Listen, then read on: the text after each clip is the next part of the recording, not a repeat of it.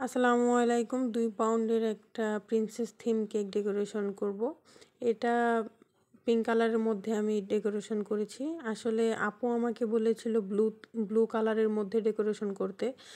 যেহেতু পরে আমি জিজ্ঞাসা করলাম যে মেয়ের নাকি ছেলের জন্য? বলল যে মেয়ের জন্য। তো তারপর আমি বললাম যে মেয়ের জন্য হলে পিঙ্ক কালারের মধ্যে নেন, সুন্দর লাগবে। পরে বলল যে ঠিক আছে আপু, আপনি তাহলে সুন্দর করে একটা করে দিয়েন। এখানে আমি সবগুলো নন এডিবলের টপার বসাচ্ছি। আর যেহেতু মেয়ের জন্য আর ১ বছরের জন্য ছিল, তাই ওই হিসাব করেই আমি টপারগুলো করেছি। এগুলো কিন্তু কেকের মধ্যে এমনি বসে থাকে না। তো তার জন্য পিছনে আমি আম টুথপিক দিয়ে ট্যাপ দিয়ে লাগিয়ে তারপর বসিয়েছি সবগুলো। আর এখানে আমি অনেকগুলো বাটারফ্লাইও দিয়েছি। কেকটা অনেক ফ্ল্যাট হয়ে গেছে। যদি কেকটা উঁচু হতো, হাইট হতো তাহলে কেকটা দেখতে আরো বেশি সুন্দর লাগতো।